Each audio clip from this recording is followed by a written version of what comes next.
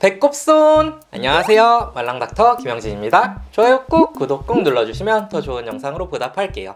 애들 어릴 때 보면 모유, 분유, 우유 다 보통은 문제없이 잘 먹잖아요.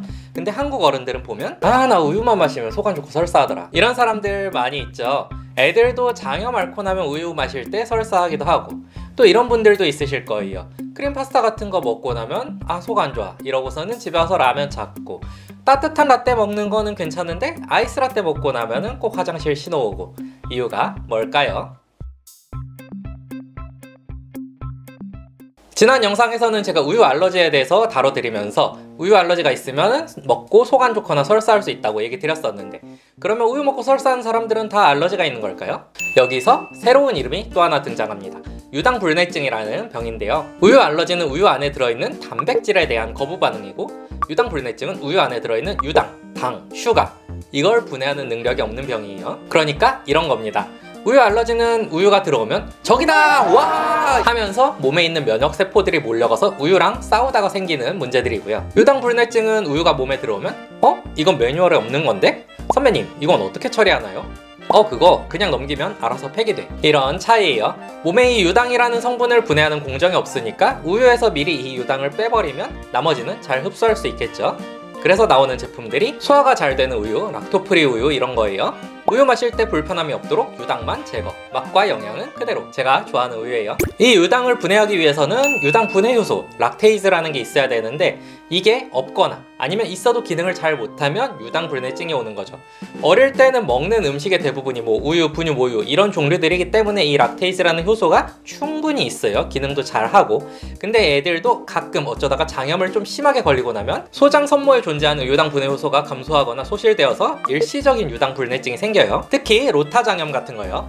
장염 걸렸을 때 설사를 할 수 있죠. 근데 한 1, 2주 정도 지나고 나면은 설사가 멈춰야 하는데, 그 이후에도 분유만 먹으면 설사를 하는 아이들이 있어요. 이런 아이들이 대부분 장염 후유증으로 유당불내증이 생긴 거예요. 그러면 이제 완전 망한 거냐? 그렇진 않고요. 이럴 때 등장하는 게 바로 설사분유입니다. 설사분유에는 유당이 매우 낮게 들어있어요. 유당 분해 못한다 그랬는데 유당 들어가면 안 되는 거 아니야? 이게 또 인체의 신비인 게, 아예 안 넣어주면 이제 유당 분해할 일 없나 보다 하고서 포기해버리는데, 아주 조금씩 맛보기로만 넣어주면 몸이 조금씩 적응하면서 회복하거든요.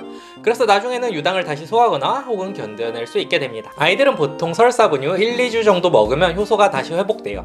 또한 흔히 먹는 프로바이오틱스도 도움이 됩니다. 대표적으로는 비피도박테리움, 비피더스균이 좋아요. 아이들은 이렇게 장염 걸리거나 하면 일시적으로 효소가 없어지는 건데, 어른들은 원래 없어요. 특히나 우리나라 사람들처럼 원래 우유를 먹던 민족이 아니라면은 유전자에 이게 필요 없다라고 새겨져 있어요. 이게 세계적으로 유당불내증이 얼마나 있나 본 건데, 한국은 인구의 80에서 100% 정도 사람들이 유당불내증을 가지고 있다고 하네요. 그래도 우유나 서구식 식습관이 보편화된 지 꽤 됐으니까 조금씩 바뀌고 있지 않을까요? 하지만 포기할 필요는 없어요. 어른들도 유당으로 인한 증상이 적게 나타나는 것부터 조금씩 먹는 연습을 하면 나중에는 우유도 잘 먹을 수 있게 돼요. 예를 들어서 버터나 치즈와 같은 2차 가공품들은 증상이 좀 덜해요. 요거트도 비교적 괜찮습니다. 그리고 따뜻한 우유가 증상이 좀 덜하고요. 우유를 소량씩 먹으면 괜찮을 수도 있습니다.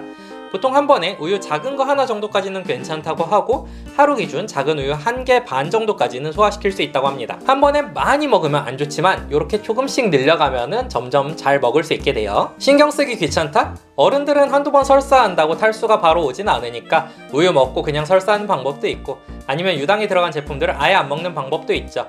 라떼 먹을 때 우유 대신 두유 넣어주세요, 이런 식으로 말이에요. 다만 우유를 아예 안 먹으면 칼슘 섭취량이 절대적으로 부족해질 수 있으니까 아몬드같이 칼슘이 풍부한 걸 좀 일부러 챙겨서 드시거나, 아니면 칼슘 영양제 같은 거 하나씩 드세요.